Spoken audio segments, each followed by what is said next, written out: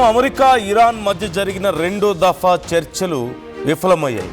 ఇస్లామాబాద్ ఇప్పటికే ఇరాన్ విదేశాంగ మంత్రి అబ్బాస్ అరాగ్చి చేరుకున్నారు. పాక్ ఆర్మీ చీఫ్ అసీం మునీర్తో అబ్బాస్ అరాగ్చి మంత్రాలు జరిపినట్లుగా తెలుస్తోంది.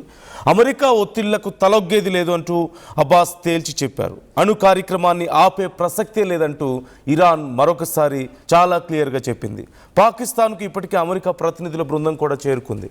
పాక్ అధికారులకు సందేశాలు బదిలీ చేయబోతుంది ఇప్పుడు ఇరు దేశాల ప్రతినిధులు. ఈ చర్చల్లో అమెరికా తరపున ట్రంప్ ప్రత్యేక రాయబారులు స్టీవ్ విట్కాఫ్, జెడ్ కుష్నర్ పాల్గొన్నట్లుగా తెలుస్తోంది. అయితే ఈ చర్చల ఫలితం ఎలా ఉండబోతోంది అనేది మాత్రం మనకి క్లియర్గా అర్థమైపోతుంది. ఓవైపు అసలు అమెరికాతో మేము చర్చలకే సిద్ధంగా లేము అంటూ ఇరాన్ ప్రకటిస్తూ రావడాన్ని మనం చూసాం. మరోవైపు అసలు అమెరికాతో మేము డైరెక్ట్గా చర్చించమంటూ ఈరోజు చేసినటువంటి ప్రకటన చూసాం. ఇప్పుడు అమెరికా ప్రతినిధులు చేరుకున్నారు. మరోవైపు ఇరాన్ చాలా క్లియర్గా అణు కార్యక్రమాన్ని మేము ఆపం అని చెప్పింది.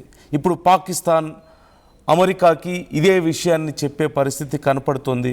ఈ నేపథ్యంలో ఖచ్చితంగా చర్చలు మరొకసారి విఫలమయ్యే పరిస్థితులు కనిపిస్తున్నాయి.